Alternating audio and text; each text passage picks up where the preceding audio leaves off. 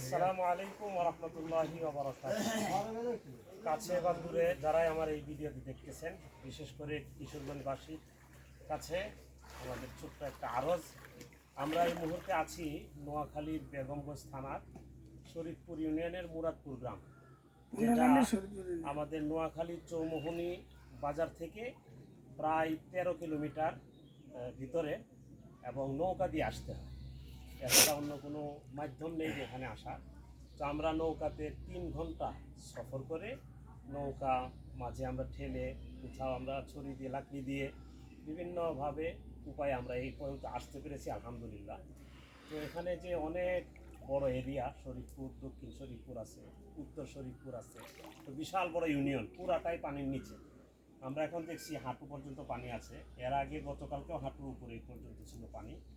তো আমরা ইমাম উলামা পরিষদ কিশোরগঞ্জবাসীর পক্ষ থেকে, আমাদের ইমাম উলামা পরিষদের উদ্যোগে আমাদের ত্রাণ কার্যক্রম 3 দিন ব্যাপী চলতেছে। আজকে 3 দিন, আজকে তৃতীয় দিন। তো তৃতীয় দিনে আমরা এখানে অবস্থান করছি। তো এখানে আমরা নৌকা, ছোট বড় নৌকা এখানে নেই, যেই কারণে আমরা যতটুকু আনতে চেয়েছিলাম আনতে পারি নাই।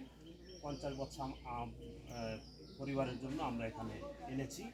তো আমরা এখন এই গ্রামে আমরা এই 50 বস্তা বিলি করবো ইনশাআল্লাহ।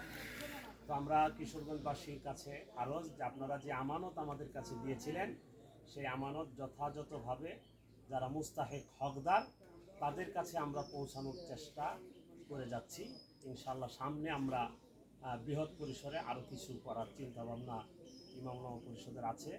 তো আমার পক্ষ থেকে আরজ থাকবে, ইমাম উলামা পরিষদের পক্ষ থেকে আরজ হলো যে আপনারা যথাসাধ্য আমাদেরকে সামনে সহযোগিতা করে যাবেন।